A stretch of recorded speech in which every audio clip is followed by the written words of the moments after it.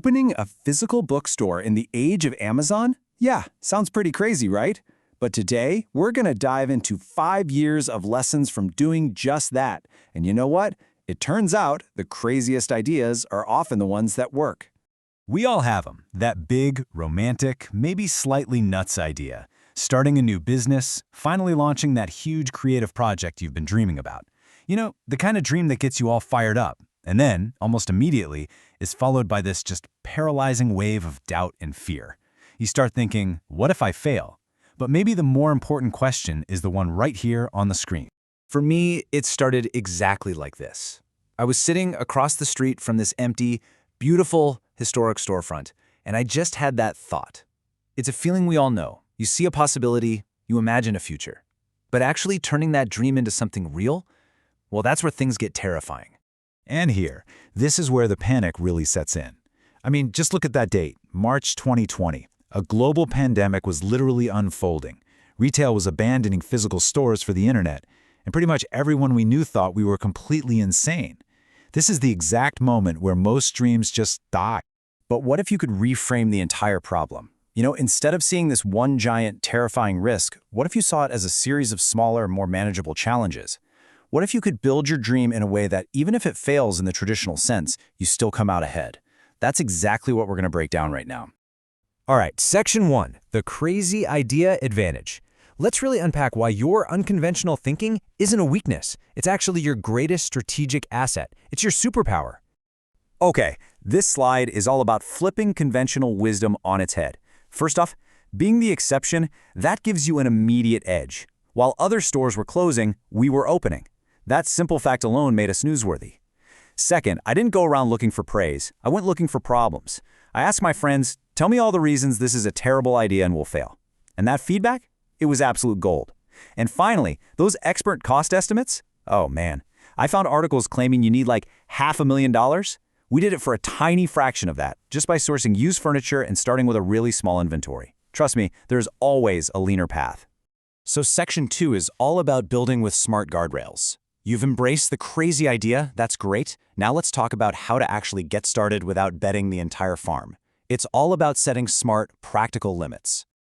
This right here was our secret weapon. The key is risk mitigation. See, our bookstore, it's also our office and our production studio. So this multi-purpose design means the rent is already justified by our other business operations. If we sold 0 books, literally not a single one, the space would still be a financial positive for us. Now that is a powerful safety net. This piece of advice from Tim Ferriss was a complete and total game changer for me. He said to stop thinking about it as this lifelong, forever commitment. Instead, just frame it as an experiment. Give it 2 years. If it works, awesome. If you hate it or it's just not working after that time, you just walk away. It lowers the stakes from this is life or death to a much more manageable trial period. Let's just pause here for a second. I want you to think about that one project. You know the one you've been dreaming about, but you're just too intimidated to start. What would happen if you applied this rule to it? Stop betting your entire identity on its success and just commit to trying it for 2 years. How much easier does that make it to finally take the leap? And when you do start, you absolutely have to embrace this quote. Perfectionism is the enemy of progress. I mean, the bookstore looks great today, but it took years of slow, continuous improvement to get here. You have to be okay with being mediocre at first just to get the thing out the door. The first draft is going to be messy, and that's not just okay, it's totally necessary. Okay, now for Section 3, the discipline of focus.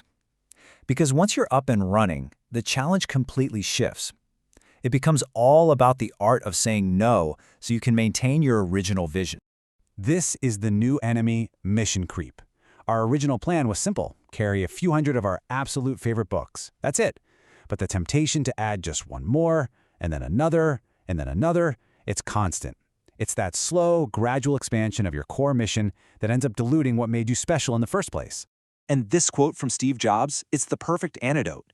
He told the CEO of Nike to just stop making crap and focus only on what they do best. For us, that means we are constantly editing our collection. Because we've always carried this book is never a good enough reason to keep it. You have to be ruthless in your focus on quality. Now this one feels deeply counterintuitive, especially in our culture of grow, grow, grow. People ask me every single week if we're going to open a second location. And the answer is always a very polite but firm no. There's incredible strength in knowing your limits and understanding when you've already won. Bigger isn't always better.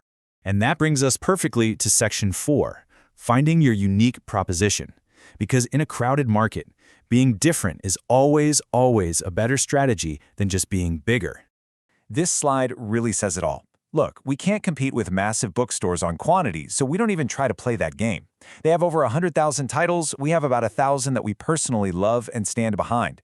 If someone wants a specific book, they can go to a trillion-dollar behemoth. If they want a unique, curated discovery experience, they come to us. That's our unique proposition. Speaking of unique, let's talk marketing. You want to know one of the single best decisions we ever made? We built a giant, 20-foot-tall book tower right in the middle of the store. It was completely impractical, totally artistic, and frankly, a kind of crazy idea. The sheer scale of it was just immense. I want you to picture this. 2,000 books, 4,000 nails, 40 gallons of glue. It was an absolutely insane amount of work. But guess what? Nearly every single person who walks through that door stops and takes a picture of it. That is marketing you just can't buy.